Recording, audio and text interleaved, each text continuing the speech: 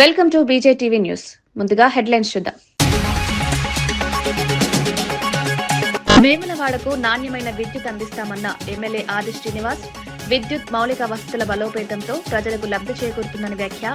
CM, deputy సీఎంకు కృతజ్ఞతలు తెలిపిన ఆది శ్రీనివాస్. వేములవాడ అభివృద్ధి పనులు వేగంగా కొనసాగుతున్నాయని వెల్లడి. మేడారం ఘటనపై బహిరంగ క్షమాపణలు చెప్పిన టీనా శ్రావ్య. సాంప్రదాయాలను కించపరిచే ఉద్దేశం లేదన్న టీనా. మనోభావాలు దెబ్బతింటే క్షమించాలన్న నటి అభ్యర్థన. తులాభారం ఘటనపై స్పందించిన టీనా శ్రావ్య వీడియో.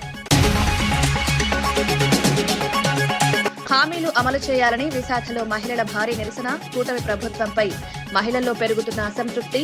సంక్షేమ పథకాలు విస్మరించారంటూ చంద్రబాబుపై ఆగ్రహం. అప్పులు చేస్తూ హామీలు మరిచారని మహిళల విమర్శ.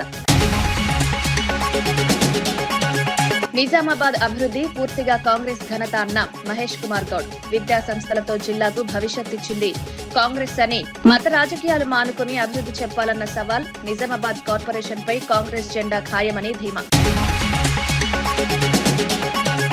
సింగరేణిలో కాంగ్రెస్ అవినీతి బయటపడిందన్న కేటీఆర్. సైట్ విజిట్ పేరుతో సింగరేణిని లూటీ చేశారని కేటీఆర్ ఆరోపణ. నైనీ కోల్ బ్లాక్ టెండర్లే రేవంత్ సర్కార్ నిజస్వరూపం బయటపడిందని వ్యాఖ్య. సింగరేణి పరిరక్షణకు బీఆర్ఎస్ పోరాటం కొనసాగుతుందన్న కేటీఆర్. ఎన్నికల ముందు స్కీమ్లంటూ ప్రజలను మోసం చేసిన కాంగ్రెస్ పార్టీ ఇప్పుడు స్కామ్లకే పాల్పడుతోందని బీఆర్ఎస్ వర్కింగ్ ప్రెసిడెంట్ కేటీఆర్ తీవ్ర విమర్శలు చేశారు. కాంగ్రెస్ అధికారంలోకి వచ్చిన తర్వాత టెండర్లలో సైట్ విజిట్ సర్టిఫికెట్ అనే కొత్త విధానాన్ని తీసుకొచ్చి సింగరేణిని కొల్లగొడుతున్నారని ఆరోపించారు. నైనీ కోల్ బ్లాక్ టెండర్లో మంత్రుల మధ్య వాటాల కొట్లాటలతోనే రేవంత్ సర్కార్ అవినీతి బయటపడిందన్నారు. కాంగ్రెస్ నేతలే తమ అవినీతిని తామే బయటపెట్టుకున్న పరిస్థితి ఉందన్నారు. సింగరేణి సంస్థను కాపాడేందుకు బీఆర్ఎస్ నిరంతరం పోరాడుతుందని స్పష్టం చేశారు. ప్రజల నమ్మకాన్ని కాంగ్రెస్ ప్రభుత్వం కోల్పోయిందని వ్యాఖ్యానించారు. ఎట్లా బయటపడ్డారు, ఏమైందట అంటే అక్కడెక్కడో ఒరిస్సాలో ఏదో బ్లాక్ ఉందట, కోల్ బ్లాక్. ఆ బ్లాక్ నైని అట. ఆ నైని బ్లాక్ కోసం ముఖ్యమంత్రి, ఉప ముఖ్యమంత్రి ఇద్దరు మంచిగా కేకును కోసుకున్నారట. కోసుకుంటే ఇంకో మూడో మంత్రి, ఆయన పేరైంది వెంకటరెడ్డి. వెంకటరెడ్డి వచ్చి అగో మీ ఇద్దరే తింటారా కేకు, నాకు కూడా ఒక ముఖ్యరా అని వెంకటరెడ్డి అడిగినాడు.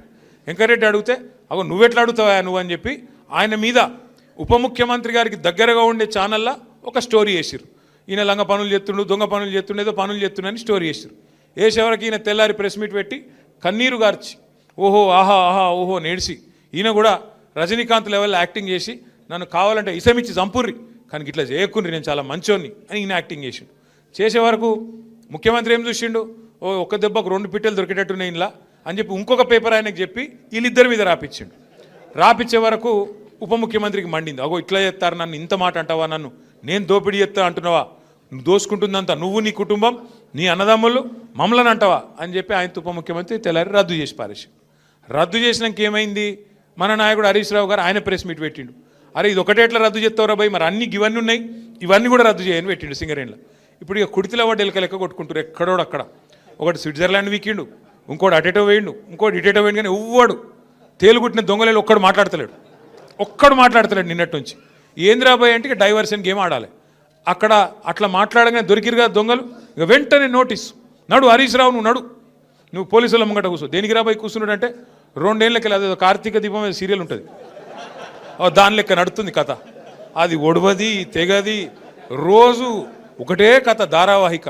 ఫోన్ ట్యాపింగు, ఏం ట్యాపింగు, ఎవంది ట్యాపింగు, ఎక్కడ ట్యాపింగ్. మేడారం జాతరలో తన పెంపుడు కుక్కకు తులాభారం వేసిన ఘటనపై టాలీవుడ్ నటి టీనా శ్రావ్య బహిరంగ క్షమాపణలు చెప్పారు. తన పెంపుడు కుక్క అనారోగ్యం నుంచి కోలుకోవాలని మొక్కుకున్నానని, ఆ భక్తితోనే తులాభారం చేశానని వీడియో ద్వారా వివరించారు.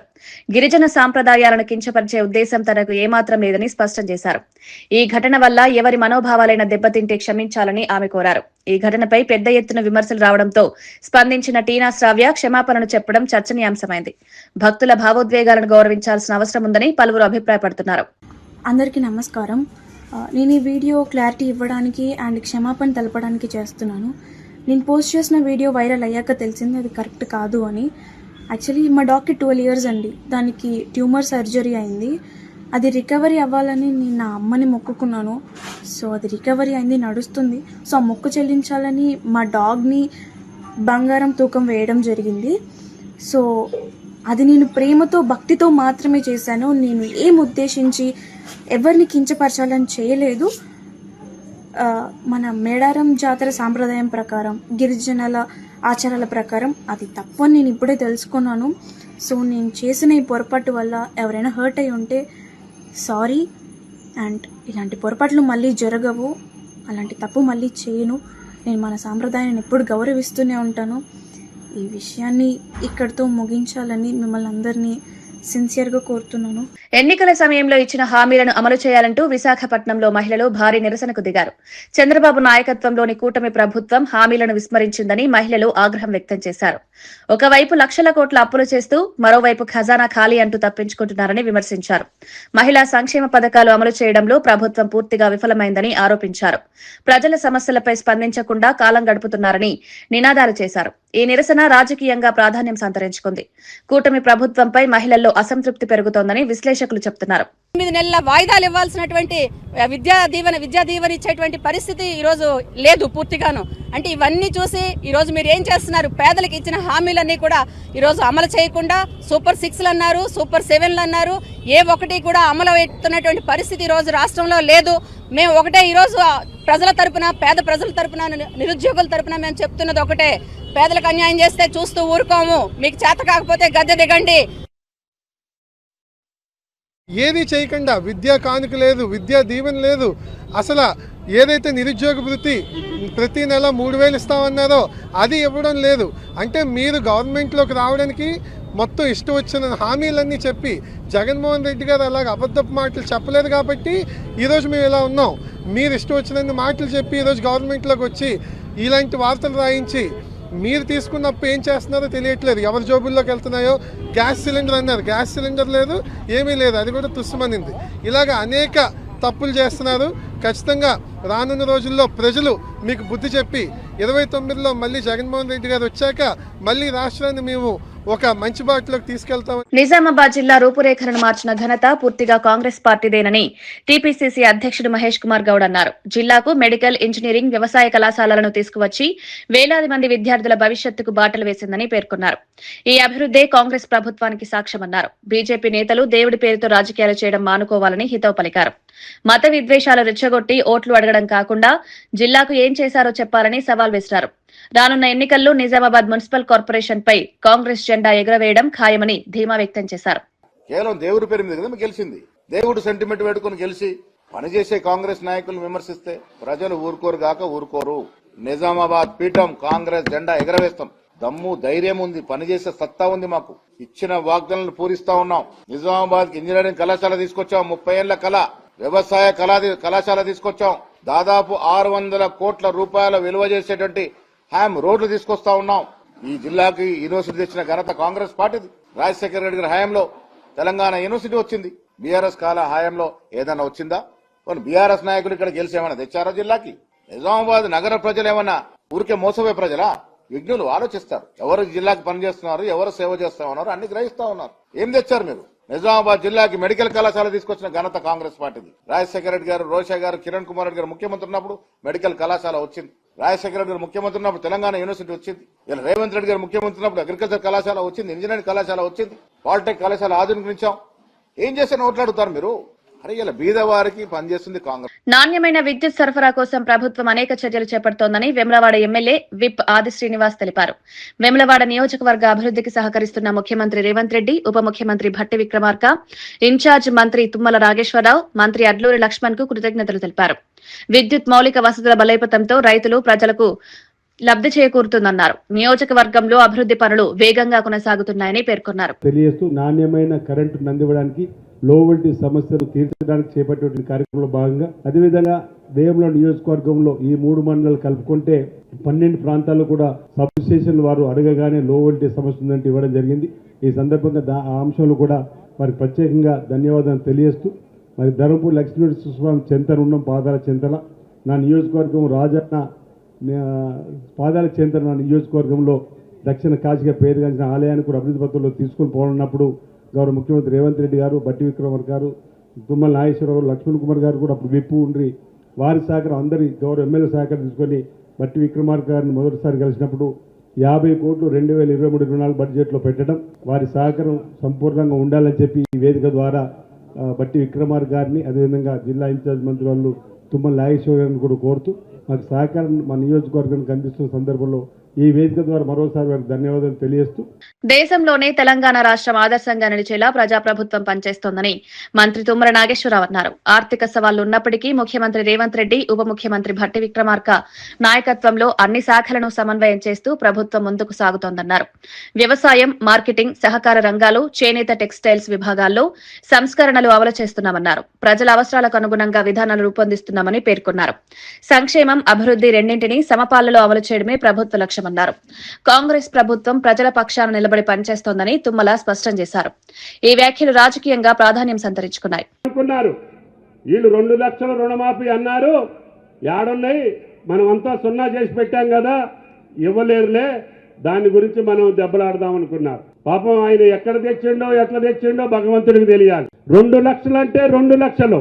బ్యాంకుల్లో పంట రుణాలు తీసుకున్నటువంటి ప్రతి రైతుకి రుణమాఫీ చేసినటువంటి ఘనత భారతదేశంలో రేవంత్ రెడ్డి గారి ప్రభుత్వం అని చెప్పి కూడా మీకు ఈ సందర్భంగా మనం చేస్తున్నాం. 70 లక్షల మంది రైతులకు ఇచ్చినటువంటి ఏకైక ప్రభుత్వం భట్టి గారు, రేవంత్ రెడ్డి గారి ఆధ్వర్యంలో జరిగిందని చెప్పి మీకు ఈ సందర్భంగా మనం చేస్తున్నాం. ఇంకా ధాన్యం కొనుగోలు మీరు చూస్తున్నారు. మీరు ఎన్ని లక్షల టన్నులు ధాన్యం పండించినా కొనగల శక్తి తెలంగాణ రాష్ట్రానికే ఉంది. ఈనాడు భారతదేశంలో అత్యధికంగా వరి పండించేటటువంటి రాష్ట్రం తెలంగాణ రాష్ట్రం, రేవంత్ రెడ్డి గారి రాష్ట్రం. ఎన్ని వందల వేల కోట్ల రూపాయలైనా సరే వెనకాడకుండా ఈ ప్రభుత్వం భట్టి గారి యొక్క సహకారం. పిన్నెలిలో హత్యకు గురైన సాల్మాన్ కుటుంబ సభ్యులు మాజీ సీఎం వైఎస్ జగన్మోహన్ రెడ్డిని కలిశారు. వారి కుటుంబానికి అన్ని విధాలుగా అండగా ఉంటారని జగన్ హామీ ఇచ్చారు. పల్నాడు జిల్లాలో హత్య రాజకీయాలు తప్ప కూటమి ప్రభుత్వం చేస్తుందేమీ లేదని మాజీ ఎమ్మెల్యే కాసు మహేష్ రెడ్డి విమర్శించారు. బాధిత కుటుంబాలకు న్యాయం చేయడంలో ప్రభుత్వం విఫలమైందన్నారు. ప్రజాస్వామ్యంలో హింసకు తావులేదని, నేరస్తులను కఠినంగా శిక్షించాలని డిమాండ్ చేశారు. వైసీపీ బాధితుల తరపున పోరాటం కొనసాగిస్తోందని తెలిపారు. ఈ భేటీ రాజకీయంగా చర్చకు దారితీసింది. మళ్ళీ అందరం కలిసి వస్తాం సార్ ఒక రోజున మీ దగ్గరికి. ఆ రోజున గ్రామంలో పోయేటప్పుడు పెద్ద దిక్కుగా మిమ్మల్ని తీసుకొని పోతామని వాళ్ళు చెప్పడం జరిగింది జగన్మోహన్ రెడ్డి గారికి. అందుకే రేపు ఆదివారం సాల్మన్ గారి దినం ఎమ్మెల్యేలు, ఎక్స్ఎమ్మెల్యేలు, ఎమ్మెల్సీలు వచ్చి ఘనంగా నివాళులు అర్పించబోతున్నారు. ఇందాక నేను చెప్పినట్టు అనేక దాడులు, ఈ రోజు ఇప్పుడు నేను మీతో మాట్లాడుతున్నప్పుడు కూడా రామాపురం ఎంపీటీసీ వెంకటరెడ్డిని దారుణంగా చంపబోయారు. హాస్పిటల్లో అడ్మిట్ అయ్యాడు. ఇప్పుడు అక్కడికే నేరుగా పోతున్నాం. ఇలా రోజుకొక దాడి మీరు చూస్తున్నారు. పాపం వడేరాజుల బిడ్డ నాగరాజు నా ముందే ఉన్నాడు. చూడండి అసలు ఆ కాలు ఎలా చేశారు, జీవితం నాశనం చేశారు. ఇంతకు తెప్పితే అక్కడ ఉన్న ఎమ్మెల్యే ఎరపతినేని శ్రీనివాసరావు గారు చేస్తుందేమైనా ఉందా? ఒక్కటన్నా మేము 25 కోట్లు విలువ చేసే స్థలంలో మున్సిపల్ ఆఫీసు కడితే దాన్ని మళ్ళీ ప్రారంభించడం తప్పితే ఫౌంటైన్ పెట్టి, మేమేమో బిల్డింగ్లు కట్టి ప్రారంభిస్తే వాళ్ళు ఒక ఫౌంటైన్ పెట్టి మంత్రిని తెచ్చి ప్రారంభిస్తున్నారు. ఇది వాళ్ళు చేసేది. మేము తీసుకొచ్చిన జానపాడు బ్రిడ్జిని మళ్ళీ పునాది రాయేయటం, అంతకుమించి ఏమీ లేవు. విచిత్రం ఏంటంటే వైఎస్ఆర్సీపీ నాయకులు ఒక 300-400 కుటుంబాలు బయట ఉంటే చాలా మంది ఆ గ్రామంలో ఉన్న ప్రజలు, చివరికి కొంతమంది తెలుగుదేశం సామాన్యులు కూడా ఊరు బయట వెళ్ళిపోయారు. ఎందుకంటే పని లేదు, పొలాలు అయినట్లా. వ్యాపారస్తులు కూడా గ్రామం వదిలిపెట్టి వెళ్ళిపోతున్నారు. వాళ్ళోళ్ళు కూడా చిన్నప్పుడు వినేవాళ్ళం, పాము తన గుడ్లను తానే దీనిద్దంట. అట్టుంది తెలుగుదేశం వాళ్ళు చేసేది. తప్పు చేసిన వాడు ఎవరైనా కావచ్చు, అది అధికారులతో సహా. ఇప్పుడు అదే చెప్పారు జగన్మోహన్ రెడ్డి గారు వీళ్ళకి. కేవలం తప్పు చేసిన నాయకులనే కాదు, ఈసారి తప్పు చేసిన అధికారులకు కూడా శిక్షలు పడేటట్టు చేయబోతోంది వచ్చే జగన్మోహన్ రెడ్డి గారి ప్రభుత్వం. తప్పకుండా హైకోర్టులో, హ్యూమన్ రైట్స్లో, ఎస్సీ ఎస్టీ కమిషన్లో మా పోరాటం కొనసాగుతుంది. త్వరలోనే తీర్పు వచ్చిన వెంటనే, పంటలన్నీ చేతికొచ్చిన వెంటనే అందరూ కూర్చొని మాట్లాడుకొని ఓ రోజున చలో పిన్నెల్లి ఉంటుంది. జగన్మోహన్ రెడ్డి గారి నాయకత్వంలో మళ్ళీ అందరూ తమ తమ ఇళ్లకెళ్ళి ప్రశాంతమైన వాతావరణంలో ఎవరి పని. తమిళనాడులో ఎక్కడ పడితే అక్కడ మద్యం అమ్మకాలు జరుగుతున్నాయని బీజేపీ నేత ఖుష్బూ సుందర్ ఆరోపించారు. స్టాలిన్ ప్రభుత్వాన్ని దించాల్సిందేనని తీవ్ర వ్యాఖ్యలు చేశారు. అయితే అదే సమయంలో ఆంధ్రప్రదేశ్లో ఎన్డీఏ ప్రభుత్వం కూడా ఇదే విధానాన్ని అనుసరిస్తోందంటూ విపక్షాలు ప్రశ్నిస్తున్నాయి. మద్యం అమ్మకాల ద్వారా ప్రభుత్వాలు ఆదాయంపై దృష్టి పెట్టి ప్రజారోగ్యాన్ని విస్మరిస్తున్నాయని విమర్శలు వస్తున్నాయి. మహిళలు, యువతపై మద్యం ప్రభావం తీవ్రంగా ఉంటోందని సామాజిక కార్యకర్తలు ఆందోళన వ్యక్తం చేస్తున్నారు. మద్యం విధానాలపై దేశవ్యాప్తంగా చర్చ కొనసాగుతోంది. ఖుష్బూ వ్యాఖ్యలు ராஜகீயங்கா துமாரம் ரேப்புతున్నాయి. டாஸ்மார்க் மட்டும் நாங்க நம்பி இருக்க மாட்டோம்னு ஏன் சொல்ல மாட்டேங்கிறாங்க? எத்தனை தாய்மார்கள் கம்ப்ளைண்ட் பண்ணிருக்காங்க, எத்தனை டெய்லி நம்ம இந்த மாதிரி பிரச்சனைகள் பார்த்துதான். இதுக்கு முதலமைச்சர் தான் பதில் சொல்லுங்க. மகளிருக்கு ஆல்ரெடி திமுக வந்து 1000 ரூபாய் வந்து மாதம் கொடுத்துருக்கு. எப்பல இருந்து நான் கேக்குறேன் எப்பன்னு எத்தனை நாளா கொடுத்துட்டு இருக்காங்க. இந்த வருஷம் அவங்க கிளம்புவாங்க. திமுக காங்கிரஸ் இருக்கிற ஒரே வேலை, நாங்க ஏதாவது வந்து எதிர்ப்பு தெரிய வைக்கணும். அது மக்களுக்கு சரியா இருக்கோ இல்லையோ, நம்மளுடைய தமிழகத்துக்கு கரெக்டா இருக்கோ இல்லையோ, நம்ம வந்து நியூஸ்ல இருக்கணும். நியூஸ்ல இருக்கிறதுக்கு நாங்க வெளிநடப்படுவோம்னு சொல்லிட்டு வெளியில போயிட்டே இருப்பாங்க. பிரதமர் மேலேயும் நாங்க வழக்கு போடணும். కూటమి ప్రభుత్వానికి మిగిలింది 3 ఏళ్లేనని మాజీ సీఎం వైఎస్ జగన్ వ్యాఖ్యానించారు. మరో ఏడాదిన్నర ఆగితే తాను కూడా పాదయాత్ర చేస్తారని ప్రకటించారు. ఆ తర్వాత ఏడాదిన్నర పాటు పూర్తిగా ప్రజల్లోనే ఉంటారన్నారు. ప్రజల సమస్యలను నేరుగా తెలుసుకునేందుకే ఈ నిర్ణయం తీసుకున్నారన్నారు. కూటమి పాలనపై ప్రజల్లో తీవ్ర అసంతృప్తి ఉందని జగన్ అభిప్రాయపడ్డారు. రానున్న రోజుల్లో వైసీపీ బలమైన ప్రతిపక్షంగా పోరాటం చేస్తుందని తెలిపారు. ఈ వ్యాఖ్యలు ఏపీ రాజకీయాల్లో కీలక సంకేతంగా మారాయి. ఇక్కడ నుంచి ఒక 3 సంవత్సరాలు, ఆ 3 సంవత్సరాల్లో 1.5 సంవత్సరం పోతే దాని తర్వాత నా పాదయాత్ర కూడా స్టార్ట్ అయిపోతుంది.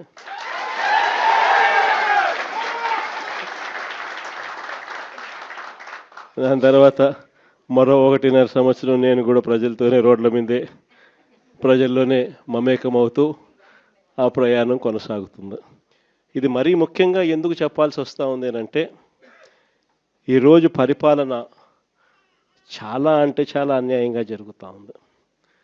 రెడ్ బుక్ రాజ్యాంగంతో ఎక్కడా కూడా ఎవరినైనా కూడా ఏమంటే అది నేను చేసేయచ్చు అని ఖండకావరంతో ఈరోజు పరిపాలన సాగిస్తూ ఉన్నారు. పాలనంతా కూడా అబద్ధాలు, మోసాలు. ఆ అబద్ధాలు ఆడుతున్నావయ్యా, మోసం ఎందుకు చేస్తున్నావయ్యా అని చెప్పి గట్టిగా నిలదీస్తే రివర్స్ ఉల్టా కేసులు పెడతా ఉన్నారు. పోలీసులను పంపిస్తూ ఉన్నారు. పోలీసు వ్యవస్థ ఎప్పుడు చూడని విధంగా దుర్వినియోగం అయిపోయిన పరిస్థితులు మొట్టమొదటిసారిగా సిట్ విచారణకు ముందు అందరూ ఒకే మాటపై కూడా బలుక్కున్నారని సామ రామ్మోహన్ రెడ్డి అన్నారు. కేసును సుప్రీంకోర్టు కొట్టివేసిందని ప్రజలను నమ్మించే ప్రయత్నం చేశారని ఆరోపించారు. సుప్రీంకోర్టు కొట్టివేసిన కేసు వేరు, హరీష్ రావును విచారణకు పిలిచిన కేసు వేరని స్పష్టం చేశారు. ఈ విషయాన్ని హైదరాబాద్ పోలీసులు విడుదల చేసిన ప్రెస్ నోట్ లో కూడా పేర్కొన్నారని తెలిపారు. వాస్తవాలను వక్రీకరించి ప్రజలను తప్పుదోవ పట్టిస్తున్నారని విమర్శించారు. చట్టపరమైన అంశాలను ప్రజలు గమనించాలని సూచించారు. అదొక ఇండివిజువల్ చక్రధర్ గౌడ్ వేసినటువంటి ఇండివిజువల్ కేసు దాని మీద హైకోర్టు ఆ యొక్క ఎఫ్ఐఆర్ని క్వాష్ చేస్తే దాన్ని సుప్రీంకోర్టుకు పోతే అక్కడ మరి అది దాన్ని హైకోర్టు నిర్ణయాన్ని అప్పీల్ చేసినటువంటి దాన్ని దీనికి ఆపాదించి మాట్లాడుతుండు. సేమ్ కవిత ఎట్లయితే బయటకు వచ్చి పాప ఆమె యొక్క ఆవేదనని చెప్పుకుంటుందో ఈయన లోపలికి వచ్చి చెప్పుకుంటాడు. కాకపోతే లోపల చెప్పినటువంటి దానికి భిన్నంగా బయటకు వచ్చి డ్రామా చేసే అలవాటు ఉంది. కాబట్టి నేనే పోలీసు వాళ్ళని ప్రశ్నించిన, నేనే ఉల్టా సవాలు విసిరినా, నేను ఆ డీజీపీని రమ్మన్నా, పాత డీజీపీని రమ్మన్నా అని ఏదో కొత్త కహానీలు చెప్పనీకే కథలు అల్లేటటువంటి ప్రయత్నాలు చేసిండ్రు. అప్పటి నుంచి ఉంటున్నటువంటి నిబంధనలను ఈరోజు మేము పాటిస్తున్నప్పటికీ కొత్తగా తీసుకొస్తున్నామని చెప్పి అబద్ధాలు చెప్తూ మా మీద బురద చల్లేటటువంటి ప్రయత్నాలు చేస్తున్నాం. మీరు 3% తప్పుపట్టేటటువంటి కేసీఆర్, కేటీఆర్, హరీష్ రావు గారు మరి ఈ 36% మీరేమంటారు, 17% మీరేమంటారు, 8, 9 లెక్క పెట్టుకుంటూ పోతే సుమారు 20 టెండర్లు మరి ప్లస్లో ఉంటున్నటువంటి దానికి మీరు ఏం జవాబులు చెప్తారో చెప్పురి. దీని మీద మీరు వివరణ కాదు, అమరవీరుల స్తూపం కాడికి చర్చ కోసమన్నా మేము సిద్ధంగానే ఉన్నాం. కానీ ఈ దరిద్రపు రాజకీయాలు దయచేసి బంద్ చేయండి. తెలంగాణ ప్రజలకి నిజాలతోటి ప్రతిపక్షంలో ఉన్నప్పుడు కనీసం ఆ బాధ్యతతోటి వ్యవహరించురే తప్ప ఈ చిల్లర రాజకీయాలతోటి జస్ట్ మా మీద బురదయాలు కాబట్టి ప్రజలని పక్కదారి పట్టించేటటువంటి నీచపు రాజకీయాలకు మాత్రం మీరు ముందుకు సాగొద్దని చెప్పి ఒకసారి సవినయంగా విజ్ఞప్తి కూడా చేసుకుంటూ, మీకు చిత్తశుద్ధి ఉంటే విచారణ కోసం అడగండి, విచారణ జరిపిస్తాం. లేదు మా మీద నమ్మకం లేదు, ఇంకా చిత్తశుద్ధి గిట్ట మీకు ఉండుంటే పోయి నరేంద్ర మోడీ గారి ముంగట కిషన్ రెడ్డి గారి మీద చెప్పుర్రి, మొత్తం కోయిలరీస్ మీద చెప్పుర్రి, ఎంక్వైరీ జరిపించమని అడుగుండ్రి, మేము సిద్ధంగా ఉన్నాం. సింగరేణి వ్యవహారంపై రాష్ట్ర ప్రభుత్వం ముందుకొస్తే సిబిఐ దర్యాప్తు అంశం కేంద్రం పరిశీలిస్తుందని కేంద్ర మంత్రి జి కిషన్ రెడ్డి తెలిపారు. సింగరేణి టెండర్లలో జరుగుతున్న అవకతవకలపై స్పష్టత రావాల్సిన అవసరం ఉందన్నారు. అవినీతిపై ఆరోపణలు వస్తున్నప్పుడు నిష్పక్షపాత విచారణ జరగడం ప్రజాస్వామ్యానికి అవసరమని వ్యాఖ్యానించారు. రాష్ట్ర ప్రభుత్వం కోరితే కేంద్ర సంస్థల ద్వారా దర్యాప్తుకు ఎలాంటి అభ్యంతరం లేదన్నారు. సింగరేణి తెలంగాణకు కీలకమైన సంస్థ అని, దాని పరిరక్షణ అందరి బాధ్యత అని స్పష్టం చేశారు.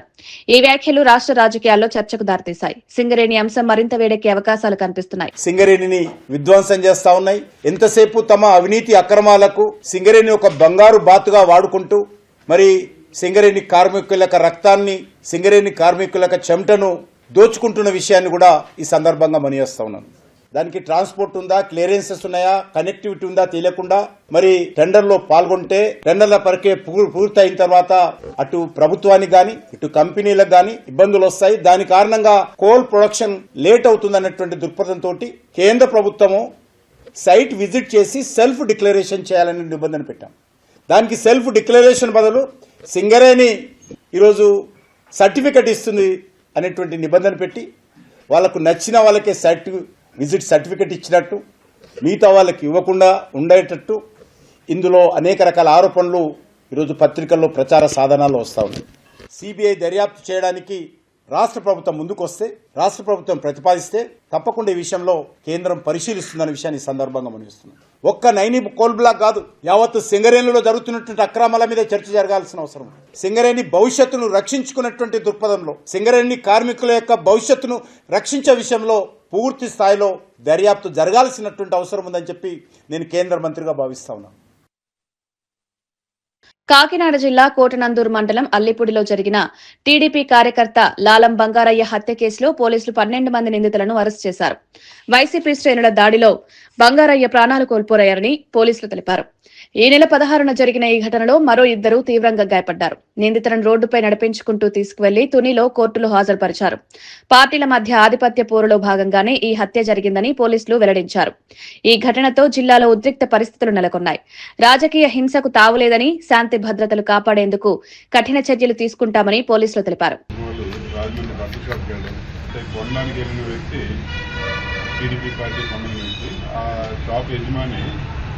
ఈయన అల్లిపూడి నుంచి వచ్చాడని చెప్పేసి గ్రామంలో ఒక వ్యక్తికి, అల్లిపూడి సంబంధించిన వ్యక్తి మీ ఊరి నుంచి బట్టకొండకి వచ్చని చెప్పడం చెప్తే, ఇటు నుంచి ఎవరైతే అల్లిపూడి నుంచి మాట్లాడి చెప్తున్నాడో ఆయన మనందరూ కూడా వైఎస్ఆర్సీపీ సంబంధించిన వారు, వాళ్ళు తెలుగుదేశం, వాళ్ళకేం మనం తీసుకోవాలి ఇవ్వట్లేదు, వాళ్ళు మన వాళ్ళు కాదని చెప్పి చెప్పడం అది ఒక కారణం.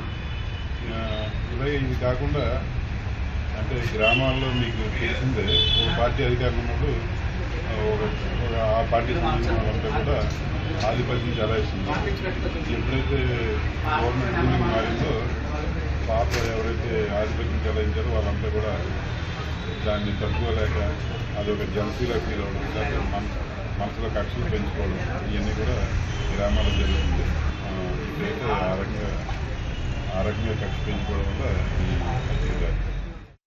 సీఎం చంద్రబాబు దావోస్ పర్యటన ఫలితంగానే ఆంధ్రప్రదేశ్ కు పెట్టుబడులు వస్తున్నాయని టీడీపీ పొలిట్ బ్యూరో సభ్యుడు రెడ్డప్పగారి శ్రీనివాసరెడ్డి తెలిపారు. చంద్రబాబు బ్రాండ్ ఇమేజ్ నే పెట్టుబడిదారులను ఆకర్షిస్తోందన్నారు. జగన్ హయాంలో పెట్టుబడిదారులు వాటాల ఒత్తిడితో రాష్ట్రం వదిలి వెళ్లారని ఆరోపించారు. ప్రస్తుతం వస్తున్న పెట్టుబడులు చూసి ఓర్వలేక వైసీపీ విమర్శలు చేస్తోందని ధ్వజమెత్తారు. చంద్రబాబుది అభివృద్ది ట్రాక్ రికార్డ్ అయితే జగన్ది క్రిమినల్ ట్రాక్ రికార్డ్ అని తీవ్ర వ్యాఖ్యలు చేశారు. ఏపీ అభివృద్ది దిశగా దూసుకుపోతోందన్నారు. ఈ వ్యాఖ్యలు ఏపీ రాజకీయాల్లో కొత్త దుమారం రేపాయి.